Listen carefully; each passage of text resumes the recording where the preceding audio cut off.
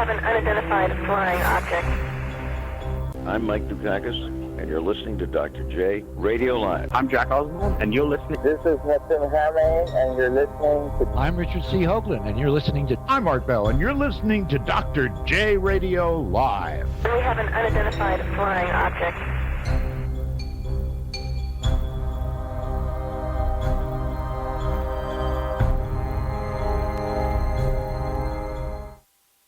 Welcome back to the second hour of Dr. J Radio Live, and I might as well use the other five people and say, I'm Dr. J, and you are listening to Dr. J Radio Live.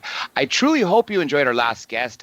Of course, there's so much more information to get out of him, which is why we're going to have to bring him back. But it was pretty cool getting an insight from the Drug Enforcement Agency and his time in Colombia dealing with Pablo Escobar, also his time in Latin America, all around. You heard his different posts from Panama to Bolivia, Peru to Mexico, you name it.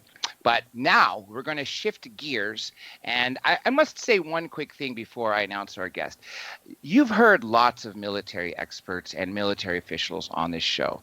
And usually, for the most part, every single one that I've brought on, because they were career military, even many of them who went to college first and therefore went to officer candidate school, still, as they retired as a lieutenant colonel. There's only one full bird colonel we've had on the show, but today we bring you a general. United States Army General Paul Vallely joins us today, and we're going to talk about not only his military career and also his time on Fox News, but also something he's done, something that he's written that has been implemented by our President Donald J. Trump. So without further ado, everybody welcome our guest for the second hour, which happens to be, just like I said, General Paul Vallely. General Vallely, welcome to the show. Thank you, John. Happy to be with you. It's truly a pleasure. It's my pleasure, and of course, it's going to be the listeners' pleasure hearing about you. Let's talk first about your military career. When did you join the United States Army? Well, actually, when I was 17, I left the coal mines of western Pennsylvania and went into West Point in June of 1957, graduated in 1961. Went immediately to infantry basic course, then Ranger School, Airborne School, and then off to the 82nd Airborne in Europe for 3 years. Back from that, 2 tours in Vietnam, and then my last 20 years before I went to the Army War College, the Industrial College of the Armed Forces, the Command and General Staff School. Then my last job was Deputy Commanding General, U.S. Army Pacific, and I retired in 1992. And since that time, I've been involved primarily in national security matters with different organizations in Washington, D.C. And then I was the first military guy after 9/11, 1 week hired by Fox News to head up the military analyst team for Fox. You mentioned 82nd Airborne. I'm only a civilian skydiver, but I have to say blue skies to you. How many jumps do you have in the military? Oh, quite a few. I don't even remember my last jump. I think I was a brigadier, and I jumped with my special forces guy. My last jump was a helicopter jump, and that was a lot of fun. Yeah, I definitely have to say helicopter jumps and hot air balloon jumps are my favorite because you're in a more fixed position. Even though you have the downwind from the helicopter blades, you're not necessarily traveling with a plane at 120 knots or whatever it is that you're traveling. So, but yeah, it's pretty rare. We're pretty rare. So that's why I wanted to throw that out there because I know for civilians, there's only 30,000 of us in the United States. Obviously, there's more in the military, but there are a lot of people from the military who were in the 82nd Airborne or anything that involved jumping out of airplanes. A lot of them have converted into civilian jumps. And you might even know the story from Elsinore in 1947, which was actually opened by a lot of the World War II jumpers who were dropped in hot zones. But let's go talk about Vietnam. If you finished West Point, and I would assume the first place they gave you your command was in Vietnam. That was a very bloody war. I have family members that unfortunately never made it back. We still have some MIA and POWs, but this war is a lot of times, I mean, modernly, is compared to what happened in Iraq, in the fact that you could say we lost a lot of people and our goals weren't necessarily achieved. Would you agree with that statement? Well, when we look back at Vietnam, I spent 2 tours over there. I was an aide to the senior field commander there, to a general. And I was a commanding officer of A Company, 2nd 327th in the 101st Airborne.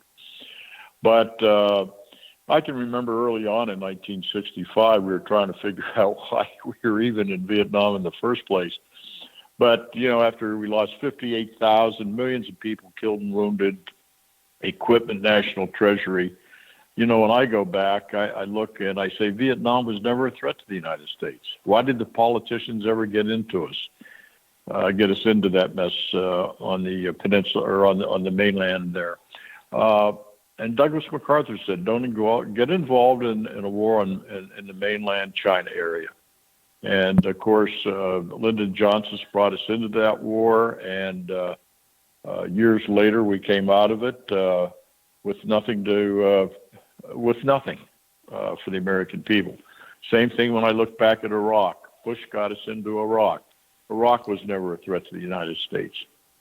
Yes, they had some chemical and biological weapons, but basically, economically, they were not a threat to us. So there again, we have these politicians, as I look back, to get us into these unnecessary wars, rob our treasury of billions and billions of dollars, and basically lots of lives, cities destroyed, equipment destroyed, wear down our military, just like we've seen in Afghanistan now for the last, almost 17 years, with no payback to the American people, just a loss to us with nothing gained. So as a military person, when you look back at things and you look at wars you've been involved in, you say, well, did we have a purpose? Was there a mission?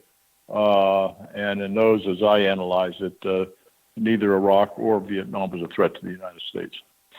The premise for going into Vietnam at that time was because the communist domino theory, that if they fell, that it would cause a domino effect for other nations to become communist.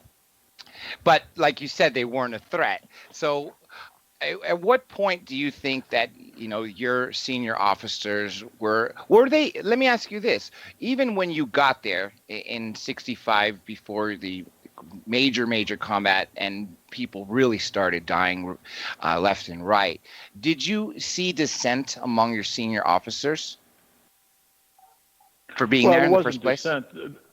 No, my boss was a 3-star general, and I can remember the fall of 1965. We were at a dinner there at a location called the Trang on the South Vietnamese coast, and I can remember him saying, I don't know why we're here. These people are no threat to us. So we did have senior people at that time that questioned why we were there. And of course, when we built up to 500,000, over 500,000 troops over there, then that's when we saw tremendous devastation, not only the countryside over there, but a lot of innocent people. And it said 58,000 plus of our troops killed never returned home to their families. Let me ask you, you just mentioned that you were having a dinner with a 3-star general. How many stars do you have as a general? I retired as a 2-star, major general.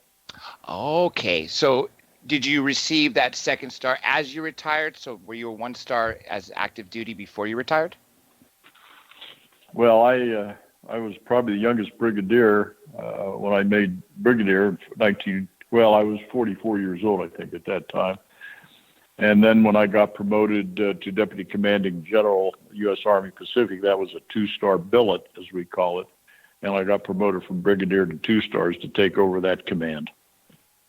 Well, yeah, that's a fantastic career. As you heard me say earlier, I brought a lot of military officials from the United States Army, the Marine Corps, Navy, Air Force, and again, almost all of them, even though they went to some sort of officer candidate school or something like that, or the Air Force Academy or West Point.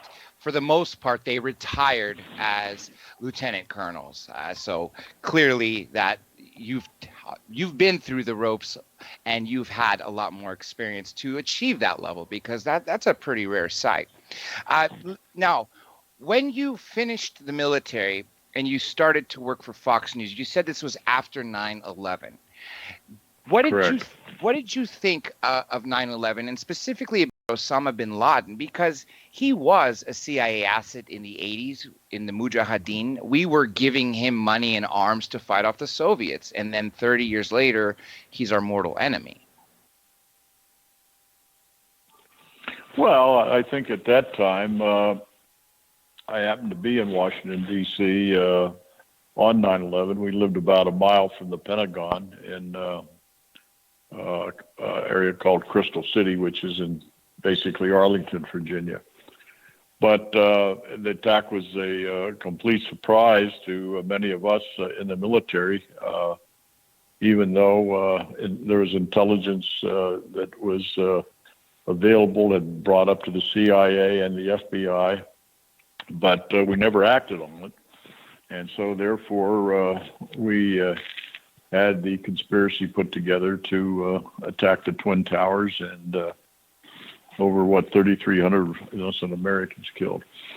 So that started really as an extension of the spread of radical Islam and Al-Qaeda. And we're still dealing with this today. And not only that, you also have Taliban, who is growing more opium in Afghanistan than ever before.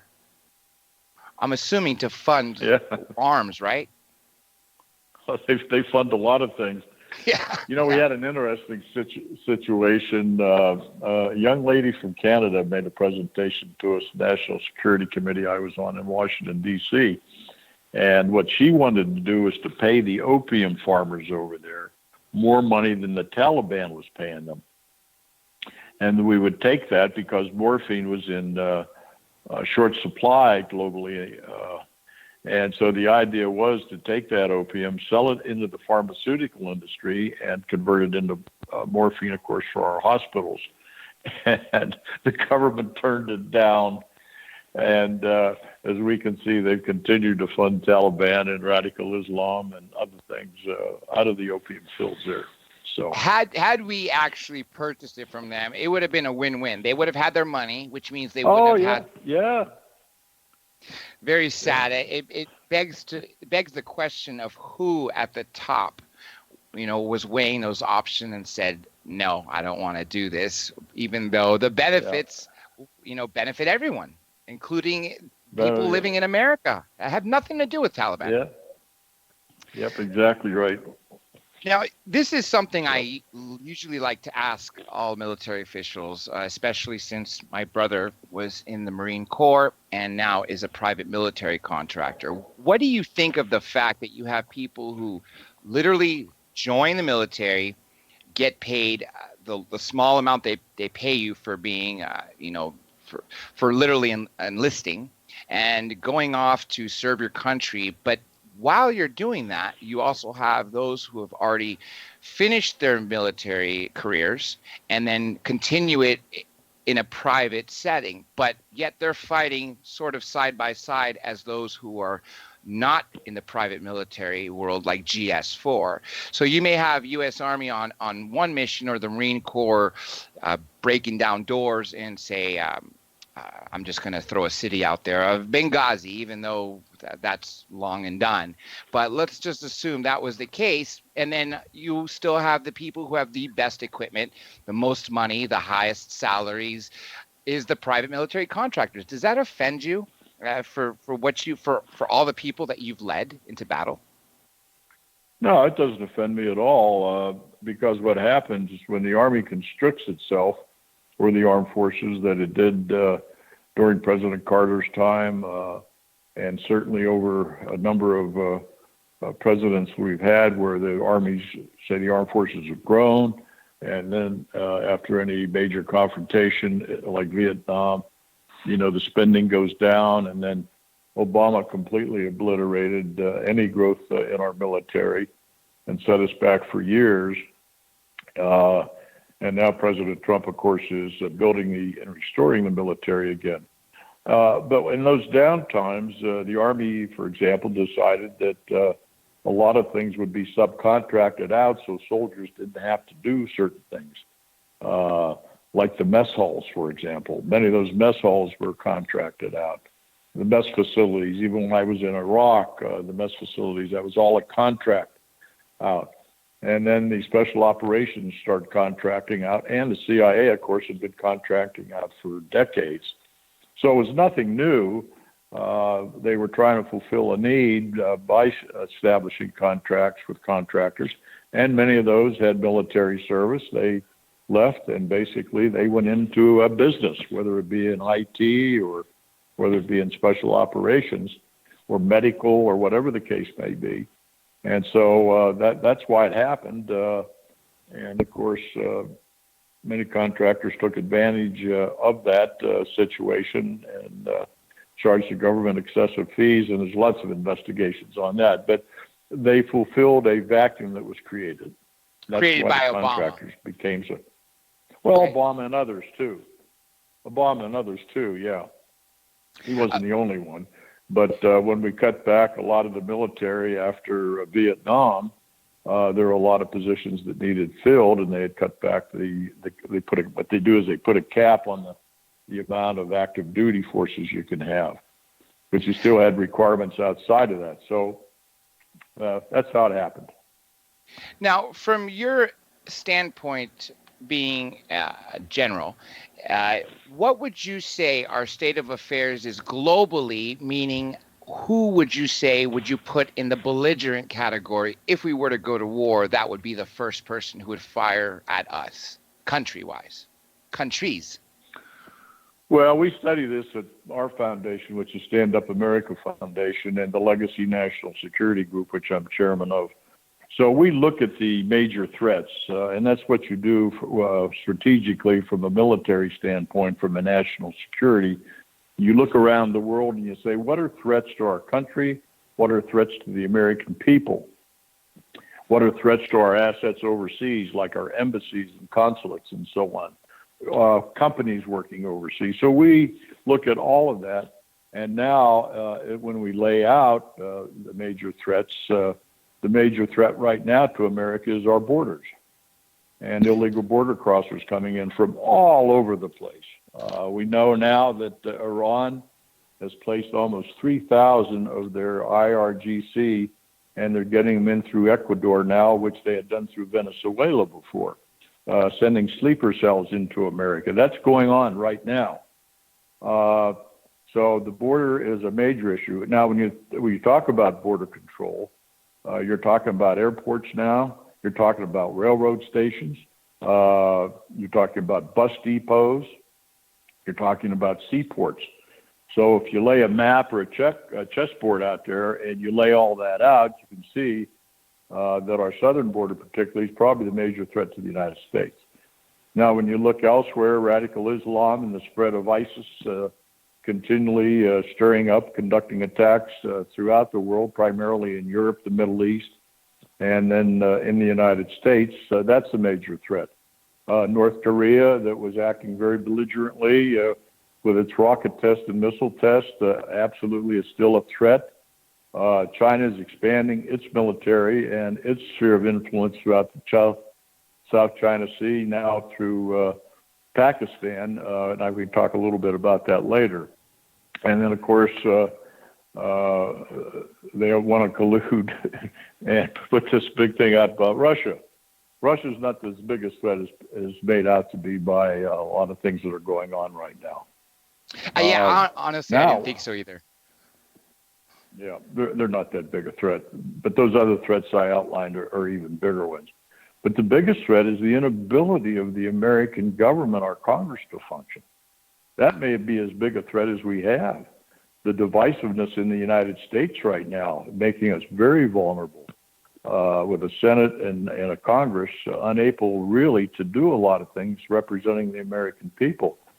And one of the things I'd mentioned on a show yesterday, I think many Americans would agree, I am so tired of American politics. I mean, they suck the oxygen out of the atmosphere every day. They do. And they do. I mean, it's the media, and the media just sucks it up, including Fox News. I mean, there's a lot of things going on in the world, but the political environment in the United States has taken over, and it's absolutely ludicrous, I think. It's terrible. Especially with this president, because no matter what he does right, every single media channel is going to find something wrong. Something wasn't done, something wasn't complete, or don't believe what the GDP's up, or don't believe that unemployment's low. We haven't seen it yet, sort of thing. And that, when you're talking about the fact that politics is really sucking the oxygen and the life out of all of us, it's because of things like that, at least from what I see. Would you agree with that? Well, sure. No, that's a great part of it. And the president gets up every morning and he does something positive for the American people and gets criticized for it. They're even blaming him on Hurricane Florence right now. Oh, jeez. Well, this is how ridiculous it's getting. And then you see all the crybabies at Google. I don't know whether you saw the video on Google yesterday. I did, yes. With all the executives in there, and they're hugging each other and crying because crooked Hillary lost the election. Had crooked Hillary won, though, I think we would have been in so much more of a mess, because she's got 30 years of lies and baggage. Yes. An inability to accomplish anything positive, even when she's Secretary of State, when she was a senator. But we could have gone that route. It would have been horrible. We would have definitely been in a civil war by this time if Hillary was elected. Yes. And I believe she probably would have, even though Russia's no threat, probably picked a war with them. I mean, at least that's what we in Los Angeles were saying. I'm talking about the very few Republicans that exist here, because trying to wear a Make America Great Again hat around here sometimes isn't the best. I get the finger quite a lot for that. Yeah. Well, if you were in Montana, you'd be welcomed. I was definitely welcome in Nevada, that's for sure. Now, Russia, I know they're not a threat, but I just want to talk about the fact that what they're doing right now. They're involved in some war games on their eastern front, which seem to be the biggest since the fall of the Soviet Union. Do you think this is just for them to flex their might so we stop picking on them, or because they're doing it on the eastern front? I never thought that they would have to worry from an invasion from China, but then again, what would I know, right? Well, all your major countries conduct exercises, war planning exercises, command post exercises. We do it continually around the world. We do it in Europe, continually with NATO. We do it with South Korea and Japan, which I've been involved in.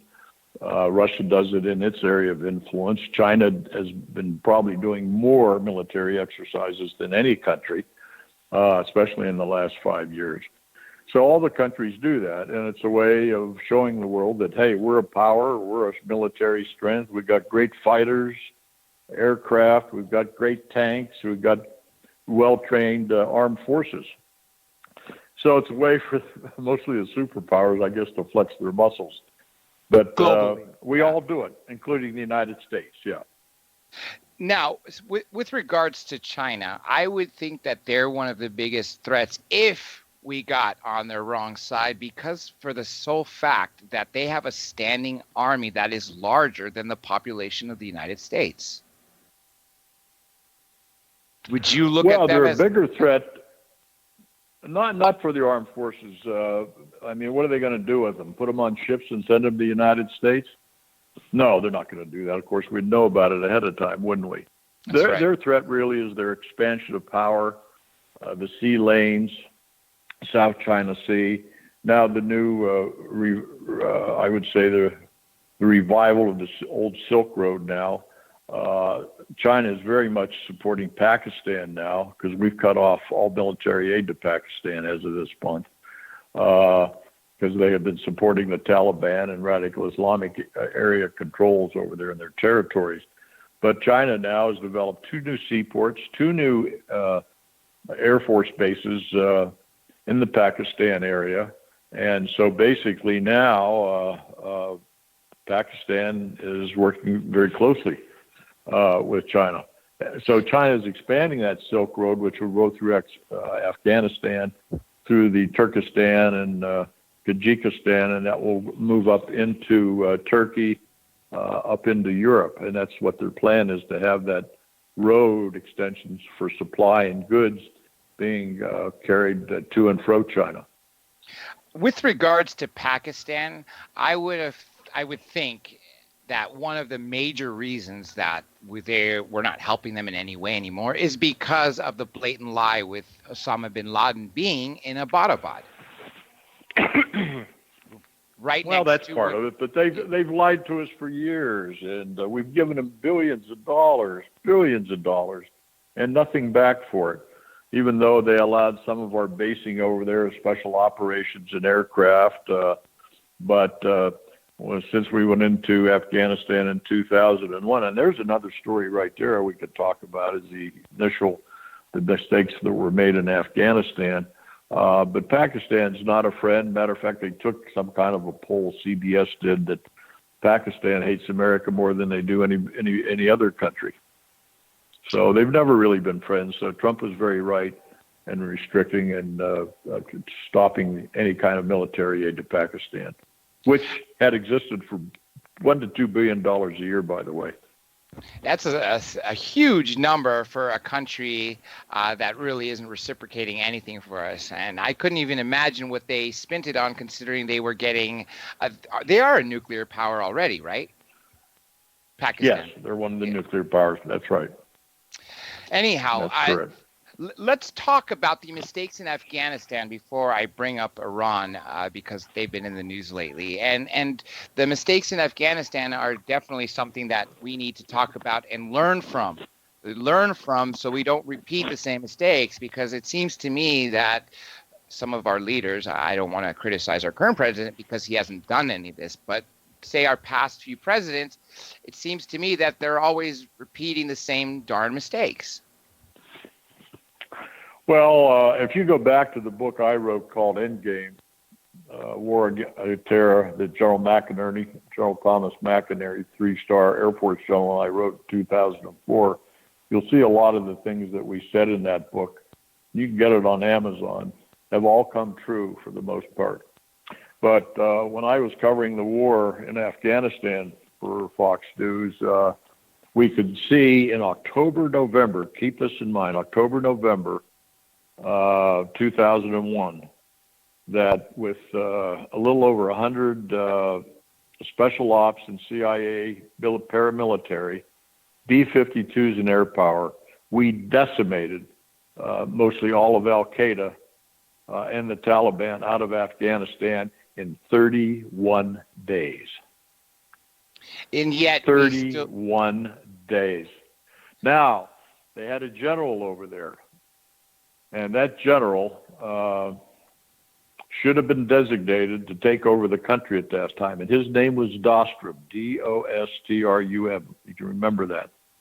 And if we had placed and given support to General Dostrum, and then we get out of there and gave support to him and let him run the situation, rather than what we saw occurring in December of 2001, January, February, building up of conventional forces in Afghanistan, which led to new bases and new logistics, and then all the individual soldiers and troops we put over there. So that was the biggest mistake that was made early on.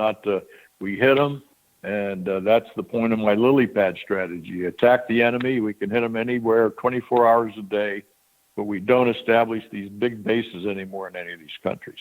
And this is what President Trump is attempting to do right now. We're not going to have any of these large bases where we have to support them. So that's a whole change in strategy, though. And for the better, because, again, this goes back to the same thing of learning from your mistakes and not repeating them. Now, the reason why I wanted to bring up Iran is I'm sure you saw recently, the words from, I believe they still call the current Ayatollah, and President Trump, where they essentially were threatening us with the mother of all wars.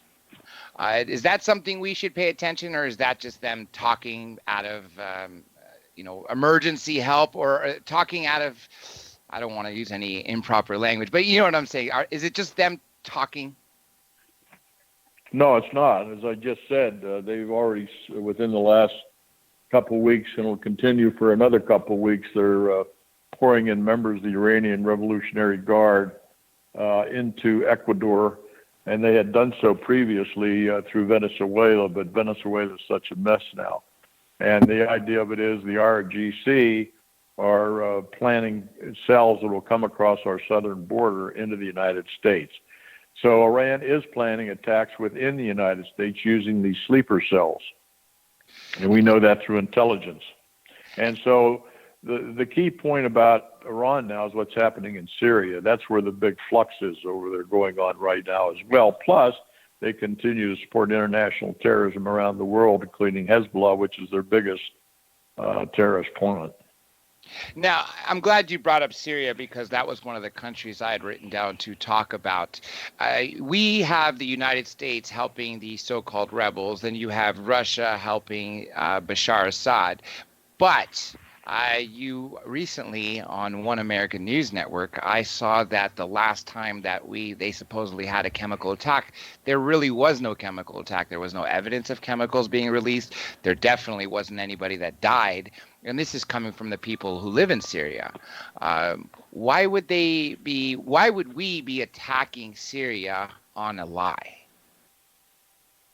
Well, we're really not quite sure. Even investigators that have gone in have validated that these bombs that they drop from the helicopters over there, Assad has done it. That has been verified. Now, whether he did it the last time or some rogue terrorist organization set off sarin gas and chlorine, but that's how complex it is over there. But we know he's attacked and killed thousands of his own people using gas and chlorine. So he's guilty of that, just like our good friend there, Saddam Hussein, did to his own people in Iraq. So basically, Trump has warned them now, if they get caught using chemical weapons again, it's going to be devastating over there. Yeah, because we're going to go in, and once we go in, it might be that blitzkrieg sort of thing, like that 31 days that we had in Afghanistan, where we obliterated them. I could see that. Well, we've got about 3,000 troops in eastern Syria right now, with a grouping of Turks, Iraqis, Russians. So Idlib now is where the focus point is, where there's thousands of ISIS members that have taken over that Idlib province over there. And so that's the area of really fomenting great hostility right now. So you have to watch that area, Idlib. I'm going to switch gears a little bit, because we got about 15 minutes left. And of course, we can come back to any of that if we have time. I'm going to go to something that Donald Trump said and did on April 27th, 2016, regarding you during his foreign policy speech. Can you tell that story? Which one is that? The America First story that Donald Trump adopted. Oh, well, I wrote the American First papers in 2014, and you can Google it. They're about 14 pages. And so 2016, I had sent a candidate, Trump, two themes. One was Path to Glory, which came from our Revolutionary War days. And then I sent him the American First. And I guess he selected American First. So. And that's essentially what we're following by putting America first, and before we help other allies or other countries or solve anyone else's problem, right? That's the approach that we've needed to have, and I don't think we would have had if Hillary wasn't there. Well, it's a win-win approach. America first, really standing by our Constitution and what America stands for, but to make us strong. It's like a family. If you have a strong family, you can help others much easily. If you're a weak family, it's very hard for you to help any. It's the same thing with countries. If you're a strong country, you're a responsible country, you've done that because you put your citizens first, then you can help others much easier. And that's what the United States is all about, because we're the biggest benefactors of any country in the world, with donations and contributions to, very severe typhoons or, Mother Nature, unloading on a particular part of the world. We're there to help. We always have been. We've been the biggest donors into the United Nations. That's right. But we're not going to do that anymore because they waste a lot of money. So the whole thing is that's why it's okay to say, hey, America first. We're going to be first or attempt to be first in everything we do. But hopefully others will be winners and go along with us as well. And so that's just a principle. If other people adopted, their own country being first, and they were helping themselves, then it would be so much easier for us to help them when we're able to help them, I would think. Absolutely. Again, It's a win-win philosophy. It's not I win, you lose. We win, you win, and that's what life's about. That's what makes successes in the world. Now, being a military yourself, you probably appreciate the fact that Donald Trump really takes care of his vets, because since I have family that are veterans themselves, what I've noticed prior to President Trump is that they weren't treated the way they should have been treated for going out and defending this country. But now you finally have a president, for instance, 4th of July, Melania Trump and President Donald Trump, what they are trying to set a precedent for every president to do after they leave the White House is 4th of July. They're not having all these politicians and correspondents over. No. Just military veterans and their families. And I have to really respect that, because the veterans, such as yourself, such as my brother, and everybody else we both know, and people you've served, really need to be thanked. And people really need to remember that if it wasn't for people like you, we wouldn't have such a free country right now. We could be occupied by someone else. Well, absolutely. And we are across our borders when you think about it. It's true. But here's the thing. We still haven't fixed the Veterans Administration. It is still not in good shape. I just went to a meeting on that a couple of weeks ago with one of our Senate candidates. They still need to get to the point where every veteran gets a card, like a Social Security card. And wherever he goes back to his little town in Iowa or Nebraska or wherever it may be, he can go to any doctor anytime, 24 hours a day. But now we're still transporting veterans 50, 100 miles to a hospital to get treated when they get treated in their own local hospital. And that's the example where I live in Montana. So there's a lot that has to be done. We just did a study. I would move all the veterans hospitals under the Department of Defense Medical Services. And I would have the Veterans Administration just stick to taking care of the benefits and administration of veterans. But the Department of Defense Medical Services are very, very good, outstanding, like Walter Reed. But I think the hospital should be turned over to the Department of Defense. And that's one of our recommendations as well that we've given President Trump. And President Trump wants to implement the law that any vet should be able to go to any doctor they want. It's just, again, like you mentioned, stuck in Congress and the House. That's the House right. and the Senate. Yeah. Now, you mentioned earlier that is one of our biggest problems here. Of course, our border too, especially with those sleeper cells coming over. But I truly think things will change in a little over, what is it going to be now? It's less than 2 months, because from all the indications, and even the left media is saying this, is that there will in fact be a red wave. There is not going to be this blue wave that they were talking about. And I would hope that would be what is needed, because enough of the candidates that are willing to go along with Trump's agenda of Make America Great Again who have been endorsed are actually starting to win. I don't expect them all to win, but I think the majority 29. of them.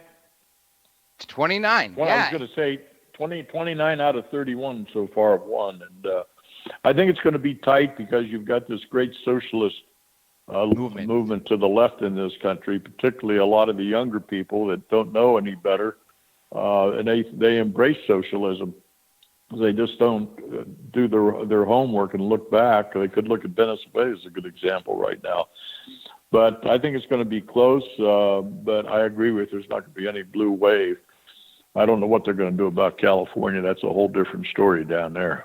Yeah. Oh, yeah. The fact that they're trying to split it into three. Yeah, I'm right in the middle of that mess. But there is a good Republican that Trump endorsed, Cox, and it would be a miracle if you would win. But I don't know if it's possible because all the population. If you look at the map of California, the left or the coast is literally all blue, but the rest of the state is all red. But you have the major population areas, of course, on the coast. So it's a toss-up. I guess we'll know. But as long as we have the majority, I finally hope that President Trump is able to implement a lot of his things that are being stopped in the House and Senate because it's getting kind of ridiculous. Socialism. I'm glad you brought that up. This actually scares the heck out of me. The left has gotten so far to the left, further left, that I always ask people who are advocating socialism, I ask them to think back to 70 years ago. Think back to the Third Reich, that National Socialist Party, the Nazi Party. That didn't end any well. Of course, you also had, this crazy dictator at the top. But if they were to look at historically a successful, if you even want to call it a successful, or a disaster of socialism, Germany is a good place to look. You also mentioned Venezuela, and for people in America to even look at that and be like, oh, well, they got this good, but everything else is bad. Well, let's still use socialism in America. Yet they can't figure out where anything's going to pay for anything. Like Ocasio-Cortez. I mean, she drives me nuts. And, she's turned this interview down a few times because of all the Republicans who have been on here. And I don't blame her because I would probably spend the entire interview asking her, how are you going to pay for all the free stuff? Right. Now, let's talk again about your books real quick. Now, you mentioned Endgame. What's that book about? You said you wrote it with... General McInerney in 2004, and we wrote it after we came out of Israel in the Middle East in that year and decided to write the book. And it's on Amazon. It's called Winning the War Against Terror. Do you have any other books? And it's a very detailed... You want to promote? Oh, I participated. Oh, well, no, Endgame would be the only one. Okay. I've been involved in a number of other books, but Endgame would be the one people should read. And then if you can Google all the works that our foundation, you can type in my name. You can see the Syrian plan that I put together. I'm the only senior person that's been inside Syria in the last 5 years. I went in with 400 men on a covert intel operation, and you can see that on YouTube. So our foundation, Stand Up America, we put out a newsletter every 2 weeks. And then our website is standupamericaus.org. Now, are these for all Americans or are they specifically for veterans? No, for everybody. Okay. Everybody in the world. .org. AmericaUS.org. US.org. US. Okay. Yeah, I'm writing all these down because after you're off the show, I'm definitely going to plug these in there and make sure everyone can see them. You mentioned another foundation that you talked about at the beginning of the show. Right. What was it? This is in memory of my son who I lost in my wife and I lost in Special Forces in 2004. Oh. And it's in memory of our son, Scott Vallely. It's called the Scott Vallely Soldiers Memorial Fund. And people can donate to both foundations, but the website for donations is soldiersmemorialfund.org. That's for my son in memory of him. You said 2004, so I'm assuming Iraq or Afghanistan? I was on a special mission. Okay. Was he in the United States Army? Yes, U.S. Army Special Forces. Gotcha. Now, let me go back to, because I'm going to watch that video when you went into Syria. Who approached you to go in there covertly? And I'm assuming was to identify things and to give your assessment, right? Yeah, actually, I went in twice. I went into Aleppo at that time with 400 men. I was requested by some of the generals that had left the Assad government, wanted me to come in and advise them on the resistance over there, which at that time was called the Free Syrian Army. And so that was a number of people that had left the Assad regime and wanted to restore and place a new democracy in Syria. But when I made my reports back to Washington, Obama, his group in the Pentagon, nobody would support it, and therefore we've seen what has happened over there since 2012. If they'd have taken our intelligence study and used it, then things would be a lot different. How long has this Syria civil war been going? Because for me, it just seems years, and it seems like it's never going to end.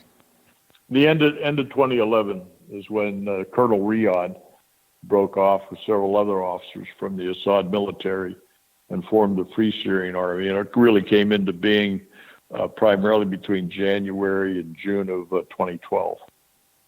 So literally we have 7 years that we're going on to, because we're literally, you could say, almost hitting the end of 2018. That's a long civil war, a very long civil war. And obviously from what the images you're always seeing, very sad. A lot of children being slaughtered and killed. You see those jets going by and dropping off, barrels of bombs. It's very sad. Anyhow, well, if you see our video on YouTube, I think you'll enjoy what we did over there and how we did it. If you type in Paul Vallely, Syrian Opposition Group, you can watch it. I think you'll find it very interesting. Oh, I'm definitely going to. That's why I wrote it. Now, General, we are coming down to the end of the program. Let me throw in some networks I want to thank, and then of course I want to turn it to you to plug in everything again and to give you a final statement. So, for everybody out there, remember, everything you need to know about the show is the name of the show, Dr. J Radio Live, DRJ Radio Live. For instance, the website, drjradiolive.com. Every single social media, from YouTube, Minds, Instagram, Twitter, Flickr, Tumblr, Facebook, Google+, whatever you could think of, Patreon, it's all the same thing, DRJ Radio Live. And let me thank some people, of course, for in late night in the Midlands. I want to thank, of course, the owner, Michael Vara, the station managers, Daryl and Katie Neely, who work so tirelessly to produce all these programs. And, of course, JC in the United Kingdom for Deprogrammed Radio Network. And I also want to thank Jaffe Ryder, South Korea, for Pirate Radio Network for also playing our shows. People who play the shows after they air live. I want to thank, we have here, Black Swamp Digital Radio Network, Wise Frog, give him a shout out for that. Angel Espino, PSN Radio, Russ, Paranormal Kings, Stephen Kelly, Truth Cat Radio, and I obviously mentioned, of course, the Late Night in the Midlands and Pirate Radio Network. So, General Valley, I wrote everything down that I'm going to put on the site and everywhere your name is listed, so people can have hot links directly to buy your book and to see the two foundations for your son and Stand Up. Let's go ahead and throw them in for those who are listening who may want to type it in now. And if you have any final statement you'd like to give, now would be a good time. Well, I would say again, if you go on Google, we have over 180,000 type of searches there on what we've written on national security. So Google Paul Vallely, and you'll come up with all that. Not to be identified with the London guy from the London Times, Paul Vallely. We're not the same. But our two foundations, Stand Up America Foundation, StandUpAmericaUS.org, and then the Scott Valley Soldiers Memorial Fund is soldiersmemorialfund.org. And then we also have 3 social media sites on Facebook, where we really update that every morning, and that's read across the world. That's the only reason I use Facebook, is we're able to transmit a lot of stuff and get messages out to people in Europe and the Middle East. What are the three? And then our book is Endgame. Yes, that's right. The 3 Facebook pages, do you want to throw them out there? It's Paul Vallely, the Generals Group, and then just my name, Paul Vallely. And then the third is the Legacy National Security Group. National Security Group. Okay, we got them all. Everybody, I truly hope you enjoyed this double guest show. Hour 1, if you caught the show late, we did have a former DE agent who was also a Fox News correspondent at one time, Mr. Mike Vigil. And hour 2, I truly hope you enjoyed General Paul Vallely, which was a super amazing guest that I actually had Josh really hunt him down, because I knew that he would be full of some amazing knowledge. And he also had that connection to Trump, which, of course, General, as you know, before the show, that was one thing we talked about. And I did read America First in preparation for today, and I highly recommend anyone out there who's interested, definitely do read that, especially if you want to know what President Donald Trump adopted. So with that being said, everybody, pay attention to those links as I put them all out there. And with that being said, this is Dr. J, and I am officially signing off. We'll see you soon.